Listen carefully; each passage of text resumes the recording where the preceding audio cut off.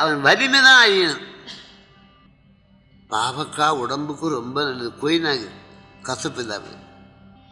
பாம்பன் சுவாமி எழுதுகிறார், வெண்டைக்காய் உண்பார்க்கு அறிவு வளர்வது போதே முருகனை வணங்குவார்க்கு ஞானம் வரும். சுவாமி எழுதுகிறார் ஒரு உவமையாக, முருகனை வணங்கினால் ஞானம் வரும், எது போல வெண்டைக்காய் உண்பார்க்கு அறிவு வளர்வது போல.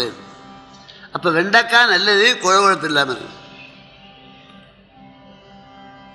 பகைவன் இருக்குன்னா அவனால் துன்பம் வரக்கூடாது.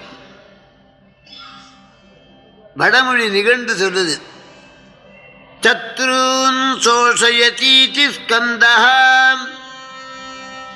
பகைவனுடைய பராக்கிரமத்தை வற்றை செய்கிறவன் கந்தன். பகைவர்னா யாருக்கு? ஆண்டவனுக்கு. அடியாருக்கு பகை. அந்த பகையை ஆண்டவன் சொல்வோம்.